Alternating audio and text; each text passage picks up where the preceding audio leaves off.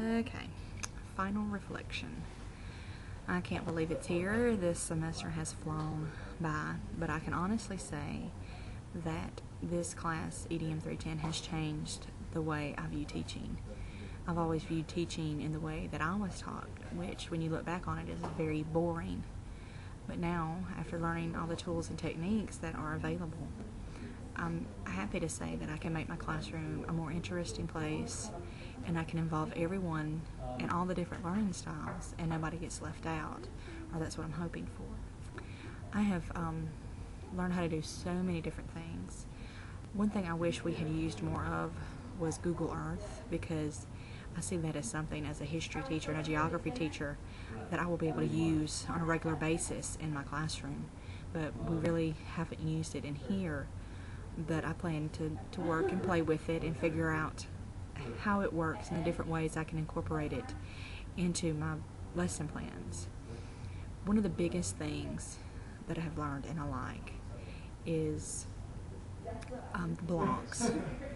I think blogs are a fantastic way to interest kids in what they're doing and to get your students interested in actually doing their work and posting it, and other people coming and seeing it, and when people post comments on it, they get that positive feedback, and it just makes them glow, because they say, yeah, what I do really does matter, my schoolwork matters.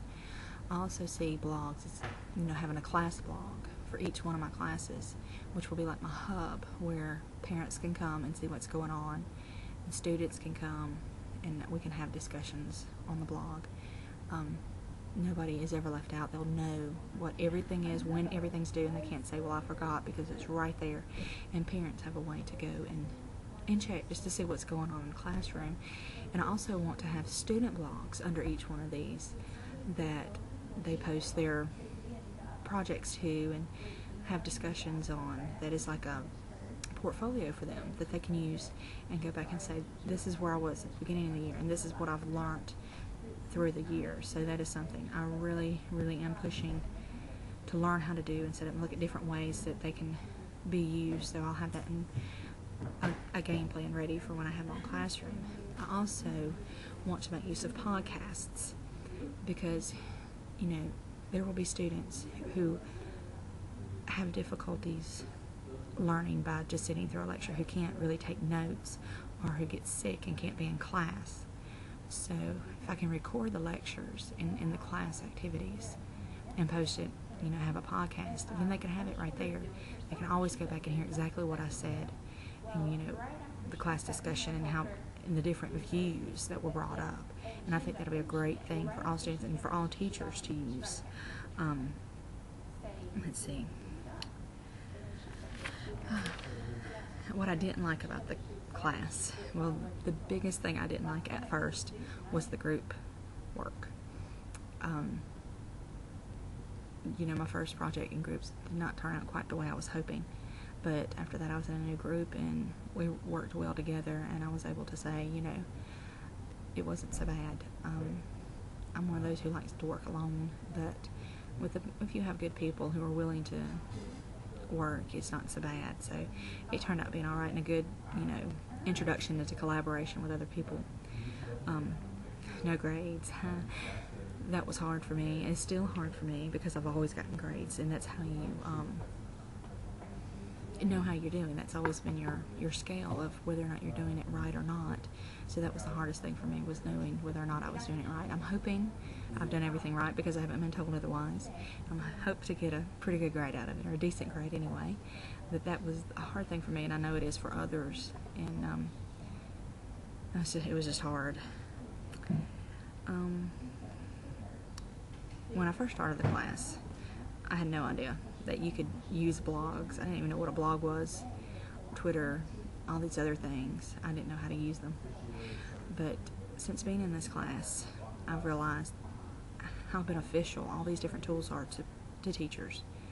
Even if you don't get to use them in the classroom, you can use them for your PLN, which is a fantabulous thing to have.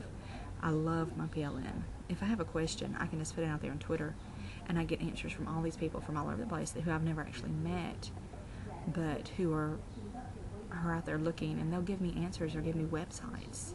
And this is how I've been growing IPL, and I've found several websites that I think will benefit me in the classroom, where I can go find history documents and lesson plans, things to grab the kids' attention and keep them focused into the class, into what we're studying.